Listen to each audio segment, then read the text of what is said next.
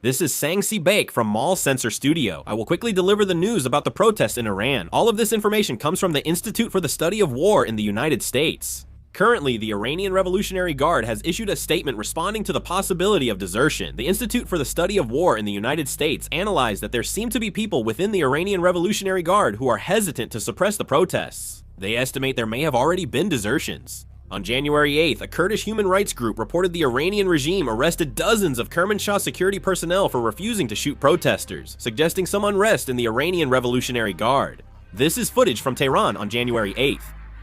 In Tehran, security forces are seen firing rifles at protesters. The sound continues to be heard, and the deserter is hiding behind a car. You can clearly hear the gunshots in the video, and the gunfire continues. This is what Tehran looks like right now.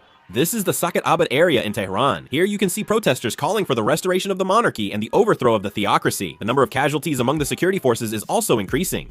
Since the protests started on December 28th, Iranian Revolutionary Guard media report at least 114 security personnel from the Law Enforcement Command, Basij, and Revolutionary Guard have been killed. This is the largest number of security force casualties in Iranian history. This is Tehran, where people chant for monarchy, restoration, and theocracy's overthrow, saying, "We are all one." In the Vale City area, protesters demand the theocracy's fall. At a Tehran funeral home, mourners of young men cry and call for the regime's end. This is Elam province. Security forces were seen directly shooting at protesters. In Qom, pro-government demonstrators gathered for a security officer's funeral as protests occurred. In Karaj, protests also broke out, with demonstrators calling for the monarchy's return and chanting Javed Shah. Footage from Iranian state media showed crowds in several cities supporting the clerical regime. In cities like Kermanshah and Zahedan, protesters held photos of Supreme Leader Ayatollah Ali Khamenei, carried the Quran, and waved the Iranian flag. The Iranian Revolutionary Guard was seen pursuing and making announcements to the protesters, and this scene was captured on video. The Iranian Revolutionary Guard, armed with rifles, is going into homes to arrest protesters. Iran is tracking and arresting protesters individually, even off the streets. The Iranian Parliament's National Security Committee said they have evidence, including public and classified documents, of United States and Israeli involvement in the recent unrest.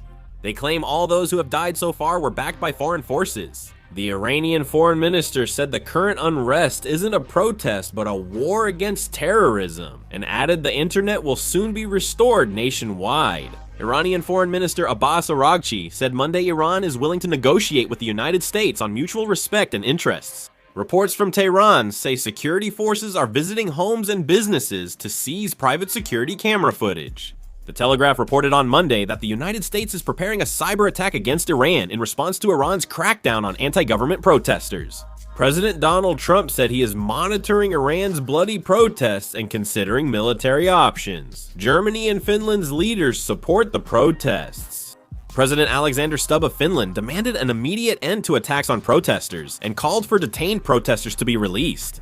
China's Ministry of Foreign Affairs expressed support for Iran's leadership and opposed foreign interference in other countries' internal affairs. Spokesperson Mao Ning said, "We oppose interfering in other countries' affairs and believe all nations' sovereignty and security should be protected under international law."